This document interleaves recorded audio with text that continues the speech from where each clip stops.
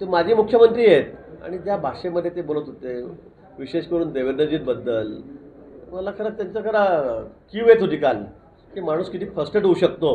पंतप्रधानांबद्दल बोलताना काय त्यांनी बोलावं. आता त्यांचे बॅनर लागलेत त्यांना पंतप्रधान करा म्हणून. किती एवढं सक्षम पंतप्रधान आपल्याला कुठला भेटणार उद्धवजींसारखे होते झाले तर. हे लोक म्हणतात मला असं वाटतं. आपण मुख्यमंत्री असताना काय बोंब पाडली, आपण काय दिवे लावले आणि आपण कुठले स्वप्न पाहतोय, आपण कोणाबद्दल बोलतोय. अख्खं जग मोदींना डोक्यावर घेऊन नाचतंय. काल आपण बघितलं G20 मध्ये घडलेला आहे आणि राम मंदिराचं उद्घाटन झाल्यानंतर देशात गोधरासारखा हत्याकांड होऊ शकतो असा खळबळजन्य आरोप देखील केला. मला वाटतं त्यांच्या मनात तर काही काळबोरं नाही ना, की हे सगळे लोक चालले असताना त्यांना तर काही करायचं नाही ना असं. मला तर आता शंका यायला लागलेली आहे. संजय राऊत तेच बोलतायत, हे पण पुन्हा पुन्हा तेच बोलतायत आणि लोकांना उपसवायचा प्रयत्न करतायत. मला वाटतं यांची चौकशी झाली पाहिजे, यांची सखोल चौकशी झाली पाहिजे. आणि हे असं का बोलतायत, असं कोणी बोलतं का की असं होईल तेव्हा दंगली होतील, तसं होईल तेव्हा दंगली होतील. मला वाटतं अतिशय बालिश स्टेटमेंट हे करतायत, अतिशय चुकीचे स्टेटमेंट हे करतायत. आणि मला असं वाटतं की या बोलण्यातून मला असं वाटतंय की त्यांच्या मनात तर काही काळबोर नाही, त्यांना तर काही घडून आणायचं नाही ना, आणि म्हणून ते बोलत नाही ना. बघा मी बोललो होतो हे झालं असं म्हणून. आणि म्हणून मला वाटतं याची चौकशी झाली पाहिजे, यांनाच ताब्यात घेतलं पाहिजे पोलिसांनी, असं मला तर वाटायला लागलेलं आहे. नाही पण तुमच्या राज्यातच दंगली होत आहे. आज साताऱ्यामध्ये दंगल झाली आहे, काय कारण आहे असं आपल्या राज्यात दंगली होत नाही, मला वाटतं की विरोधी पक्ष, आता मी काय बोलावं त्यांच्याबद्दल मला कळत नाही आहे. खरं असं पूर्वी आमचं 5 वर्षीय राज्य होतं, आपण बघितलं असेल. देवेंद्रजी मुख्यमंत्री होते त्यावेळेला तर आमचं राज्य होतं पूर्ण. आता तरी आमचं 3 पक्षात आहे, दादा पण आमच्यासोबत आहे, सगळे सोबत आहे. पण त्यावेळेला आमच्या काळामध्ये कुठे दंगली झाल्यात सांगा तुम्ही मला, किती दंगली झाल्यात. मला वाटतं इतक्या 30-40 वर्षामध्ये सगळ्यात कमी दंगलीचं जो प्रमाण आहे ते त्या काळातच असेल. आमच्या मनामध्ये कुठेच नाही आहे, पण कोणाच्या मनामध्ये काळाबोरा आहे, कोणालाही घडवण्याचं आहे, कोण कुठल्या समाजाला मुद्दामून उपसवतं आहे, हे तर चौकशीचा भाग आहे. मला वाटतं त्या संदर्भामध्ये चौकशीच झाली पाहिजे. आणि या सगळं कारस्थान कटकारस्थान कोण करतं आहे, कुणाला अस्थिरता माजवायची राज्यामध्ये, याची चौकशी करण्याची गरज आहे. नाही पण आजच्या दंगलीमध्ये काही सामाजिक ठराविक लोकांचे मोबाईल हॅक केले आणि त्याच्यावरून पोस्ट करण्यात आली, त्यामुळे दंगली महापुरुषांबद्दल सातत्याने अवमान. मी तेच म्हणतोय की मुद्दामून जाणीवपूर्वक इथे अस्थिरता माजावी, इथे तेढ निर्माण व्हावी 2 समाजामध्ये, असा प्रकार या ठिकाणी चाललेले आहे. आणि त्याचाच हा एक प्रकार आहे मला असं वाटतं. आणि म्हणून हे कोण करतं आहे, कोण याला खालून त्याला सगळ्या या गोष्टींना खतपाणी घालतं आहे, ही चौकशी करण्याची गरज आहे. आणि पोलीस त्या दृष्टीने आता चौकशी करायला लागले. निमंत्रण देण्यात आलेलं आहे आणि त्या बैठकीचं कसं स्वरूप आहे? नाही, मी जे बघितलं, मला जे माहिती आहे, त्यामुळे सगळे विरोधी पक्ष नेते जे आहेत, सगळे छोटे मोठे सगळ्यांना त्या ठिकाणी बोलवलं आहे. संभाजीराजे महाराज त्यांना बोललं आहे, उदयनराजे आहेत त्यांनासुद्धा त्या ठिकाणी बोलवलेलं आहे.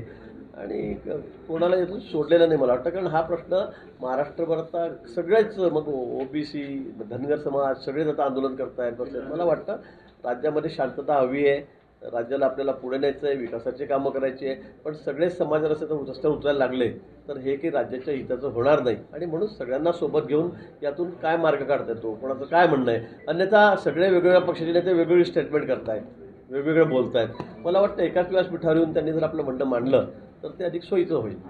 पृथ्वीराज चव्हाण असं म्हणतायत की मराठवाड्यातल्याच मराठा समाजाला मागासवर्गीय आरक्षण का दिलं जाते, पश्चिम महाराष्ट्रातल्या जे मराठा समाजाचे लोक आहेत त्यांनी काय बोलावं.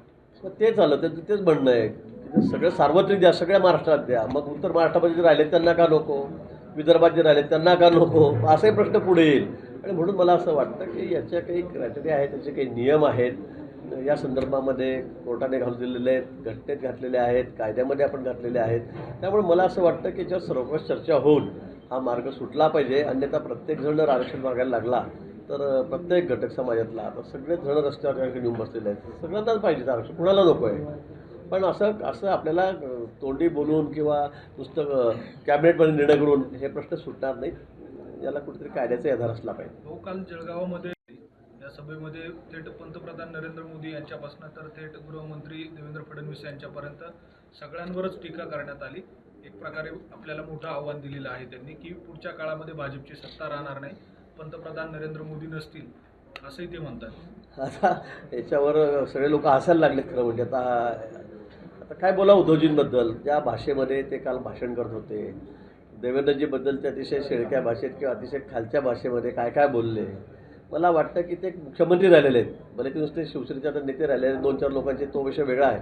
पण ते माजी मुख्यमंत्री आहेत आणि ज्या भाषेमध्ये ते बोलत होते, विशेष करून देवेंद्रजींबद्दल, मला खरं त्यांचं खरं कीव येत होती काल की माणूस किती फ्रस्ट्रेट होऊ शकतो, किती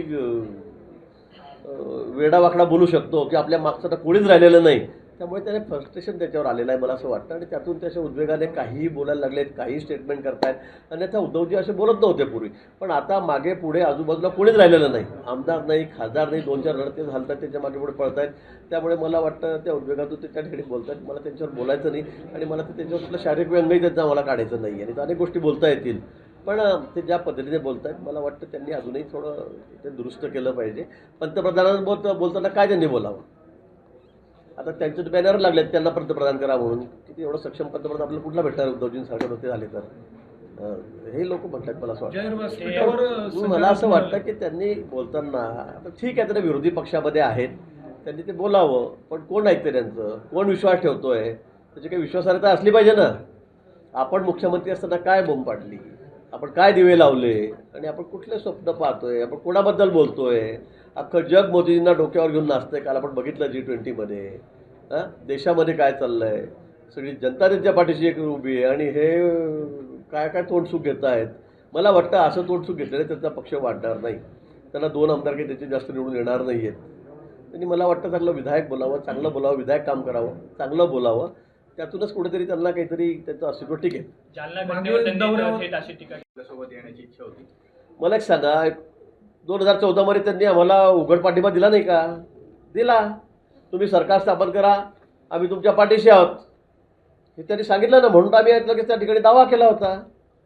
ही सूर्यप्रकाश इतकी स्वच्छ आहे गोष्ट आहे आणि त्यांनी स्वतः ओपन स्टेटमेंट केलं होतं की आम्ही तुमच्यासोबत आहोत म्हणून. त्याच्यामध्ये काही चोरून लपून केलेलं नव्हतं. म्हणजे मग त्यावेळेला त्यांची मानसिकता होती.